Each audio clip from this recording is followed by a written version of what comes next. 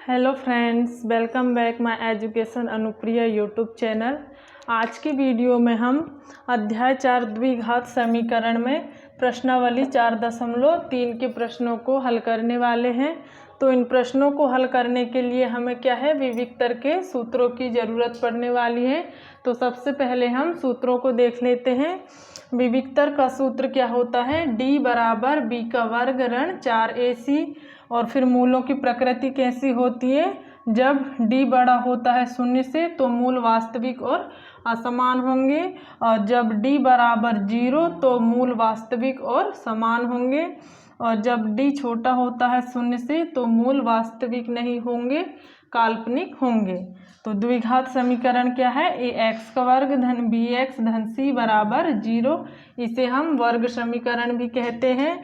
और फिर है श्रीधराचार्य की सूत्र विधि का सूत्र क्या होता है, x बराबर ऋण b धन ऋण करने में b का वर्ग ऋण 4ac बटे 2a, जिसे हम क्या कहते हैं, द्विघाती सूत्र भी कहते हैं।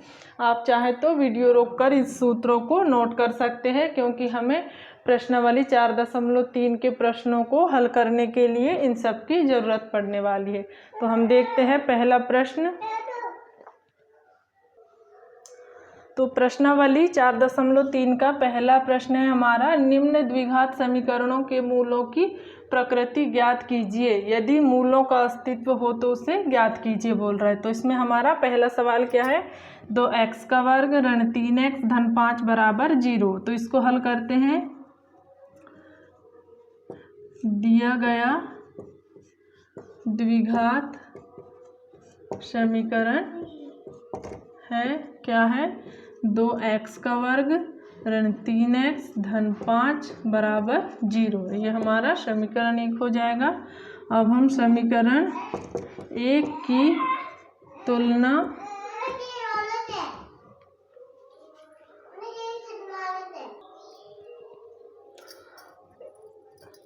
ax का वर्ग धन bx धन c बराबर 0 से करने पर, तो a का मान क्या आ जाएगा हमारे पास 2, और b का मान आ जाएगा ऋण 3, और c का मान आ जाएगा 5।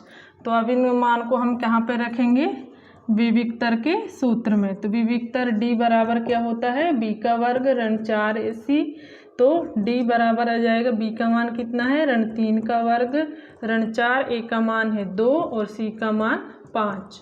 तो इनको हल करेंगे तो d बराबर ऋण 3 का वर्ग क्या आ जाएगा 9, ये वर्ग में है तो ऋण हट जाएगा, ऋण 4 दूना 8 और 8 पंचे 40। तो d बराबर क्या आ जाएगा ऋण 31। तो d क्या है, यह छोटा है ऋण 31 से, क्योंकि मान क्या है, ऋणात्मक है। तो चूंकि मूलों की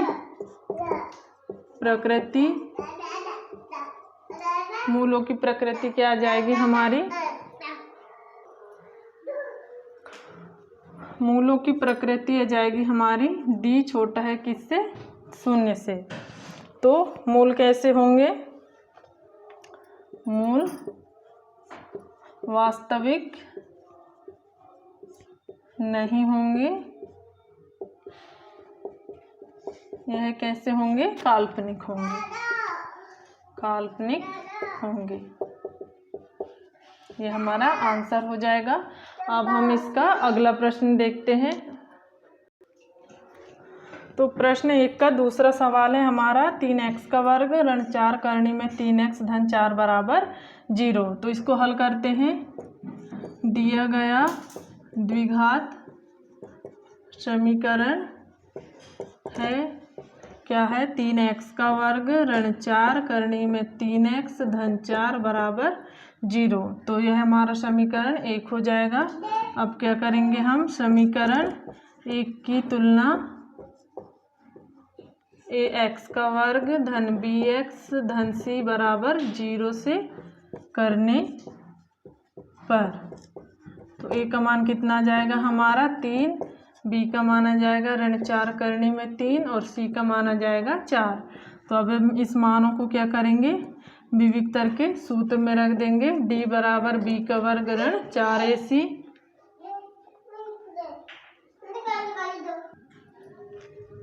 तो अब हम इसमें क्या है मान रख देंगे। d बराबर b का मान कितना है ऋण 4 करनी में 3 का वर्ग ऋण 4, a का मान है 3 और c का मान 4। तो अब इसको हल करेंगे तो कितना आ जाएगा, d बराबर ऋण 4 है तो ये हट जाएगा, 4 का वर्ग 16 गुणित करनी 3 का 3 हो जाएगा, ऋण 4 तिया 12, 12 चौके 48। तो d बराबर 16 तिया 48 ऋण 48। तो d बराबर क्या आ जाएगा 0। तो चूंकि मूलों की प्रकृति कैसी होगी, मूलों की प्रकृति d बराबर 0, तो मूल कैसे होंगे, मूल वास्तविक और समान होंगे। ये हमारा आंसर आ गया। इस तरह हमें मूलों की प्रकृति याद करनी है। अब हम इसी का एक और सवाल देख लेते हैं। तो प्रश्न 1 का तीसरा सवाल है हमारा, जो कि बहुत ही IMP है। 2x का वर्ग ऋण 6x धन 3 बराबर 0। तो इसको हल करते हैं। दिया गया द्विघात समीकरण है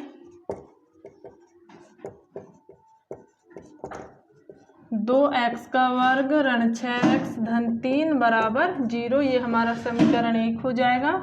अब हम समीकरण 1 की तुलना ax का वर्ग धन bx धन c बराबर 0 से करेंगे।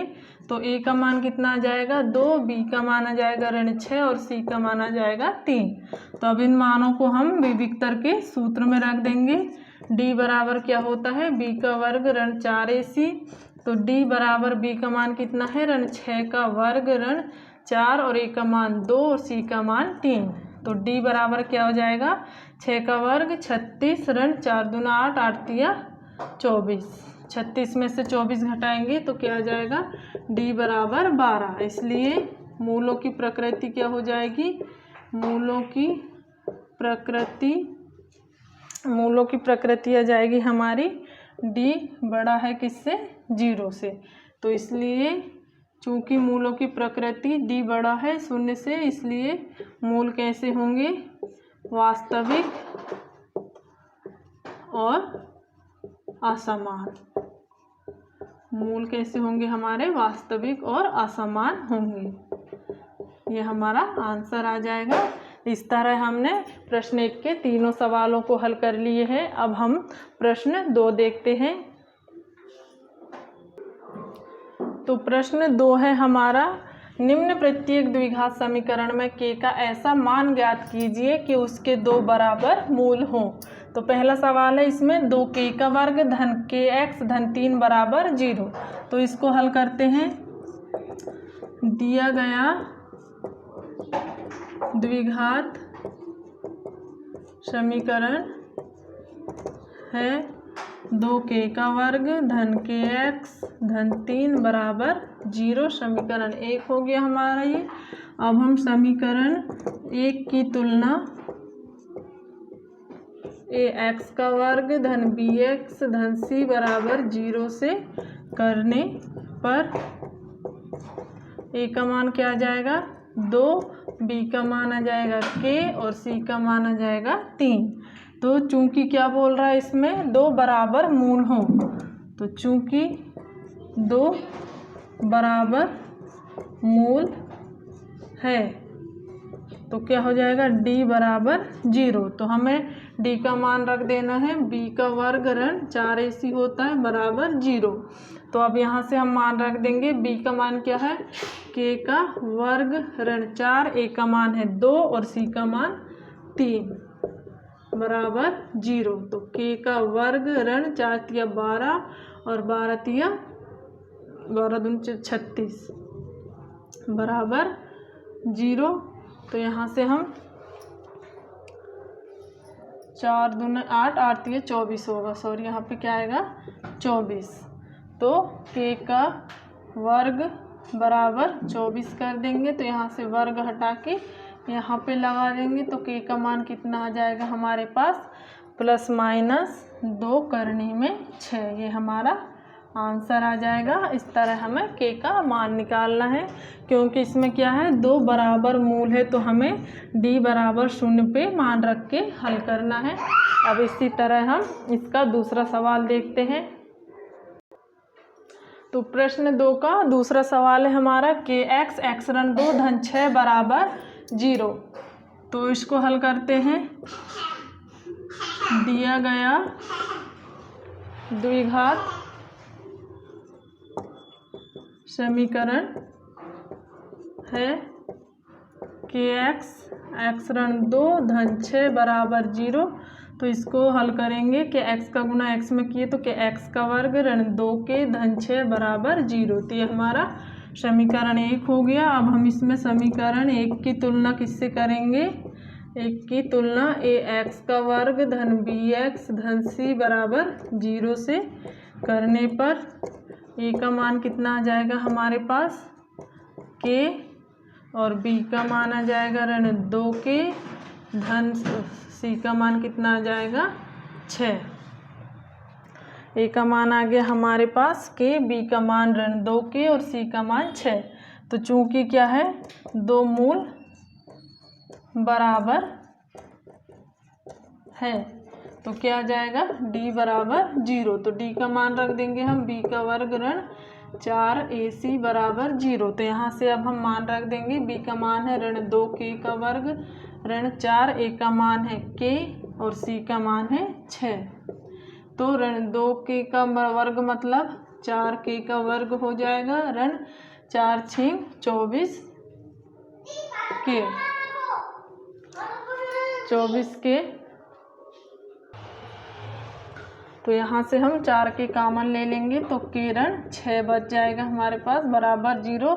अब इस 4 के का गुना हम 0 के साथ कर देंगे तो ये भी 0 हो जाएगा। तो के ऋण 6 बराबर 0 बचेगा। तो इसका पक्षांतर कर देंगे तो के बराबर क्या जाएगा, 6। ये हमारा आंसर हो जाएगा। इस तरह हमें के का मान निकाल लिया। आज के लिए इतना ही, मिलते हैं नेक्स्ट वीडियो में। वीडियो पसंद आया हो तो लाइक करें, शेयर करें और एजुकेशन अनुप्रिया चैनल को सब्सक्राइब करना ना भूलें। Thanks for watching my video.